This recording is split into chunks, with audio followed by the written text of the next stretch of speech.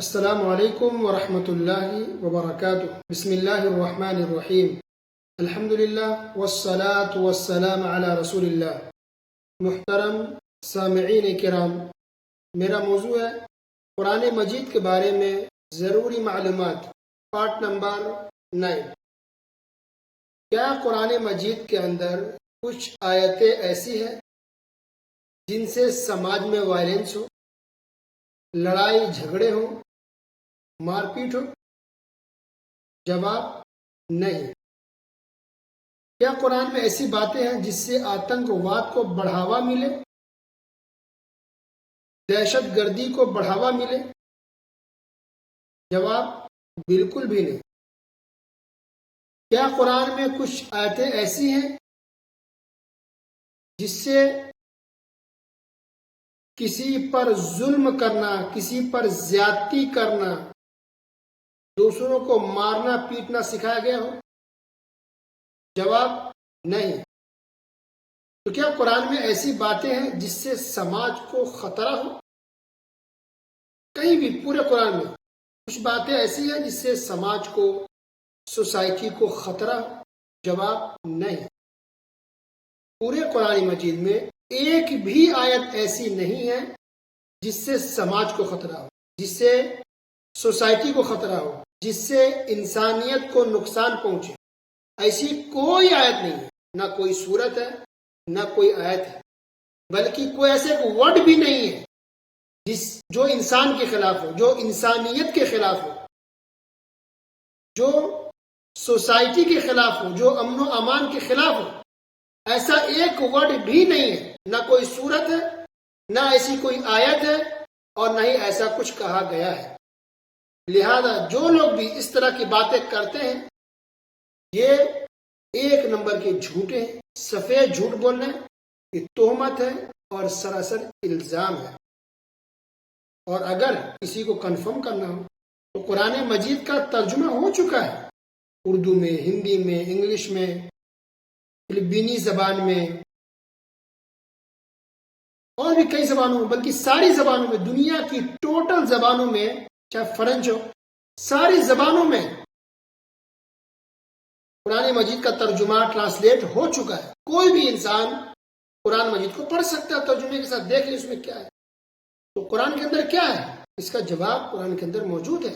سورہ بقرہ آیت نمبر 2، الف لام میم ذالک الکتاب لا ریب فیہ ھدی للمتقین۔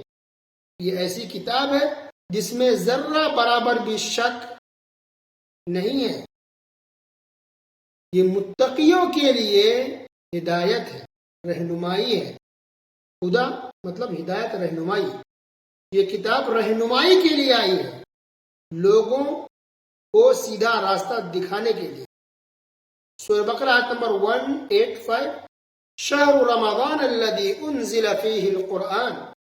رمضان کا ایسا مہینہ ہے جس میں قرآن مجید کو نازل کیا گیا ہے۔ کیوں؟ ھدی للناس، ساری انسانیت کی ہدایت کے لیے، تمام انسانوں کی رہنمائی کے لیے۔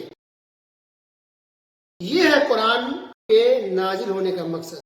یہ صرف مسلمان نہیں بلکہ ساری انسانیت، ساری قوم کی رہنمائی کے لیے، ہدایت کے لیے، اسے سیدھا راستہ دکھانے کے لیے قرآن مجید آیا۔ اسی طرح آپ پڑھیں سورہ مائدہ آیت نمبر 32، من اجل ذلك كتبنا على بني اسرائيل انه من قتل نفسا بغير نفس او فساد في الارض فكأنما قتل الناس جميعا۔ اللہ سبحانہ و تعالیٰ نے ارشاد فرمایا کہ اسی وجہ سے ہم نے بنی اسرائیل پر یہ لکھ دیا کہ جو شخص کسی کو بغیر اس کے کہ وہ کسی کا قاتل ہو یا زمین میں فساد مچانے والا ہو، قتل کر ڈالے، تو گویا اس نے تمام لوگوں کو قتل کر دیا۔ وَمَنْ أَحْيَاهَا فَكَأَنَّمَا أَحْيَا النَّاسَ جَمِيعًا۔ اور جو شخص کسی ایک کی بھی جان بچا لے تو اس نے گویا تمام لوگوں کی جان بچائی۔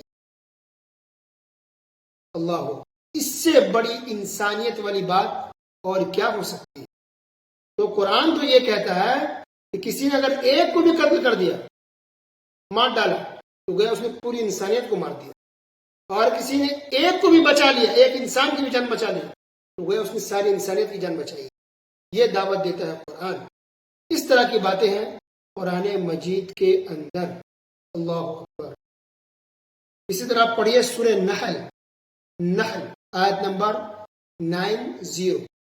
ان اللہ یأمر بالعدل والإحسان وإیتاء ذی القربى وینہی عن الفحشاء والمنکر والبغی یعظکم لعلکم تذکرون۔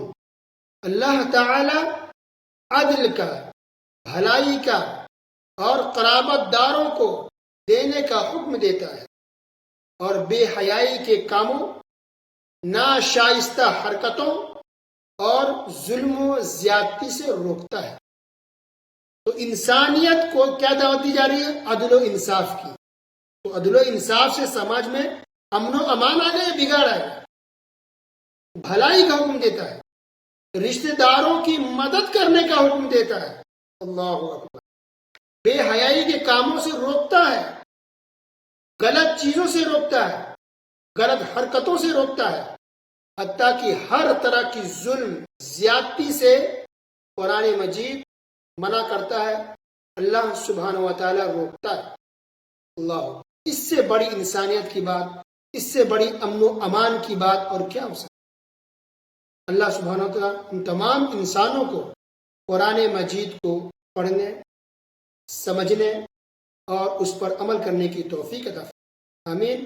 وصلی اللہ علی نبینا محمد وعلی آلہ وصحبہ اجمعین۔ والسلام علیکم ورحمۃ اللہ وبرکاتہ۔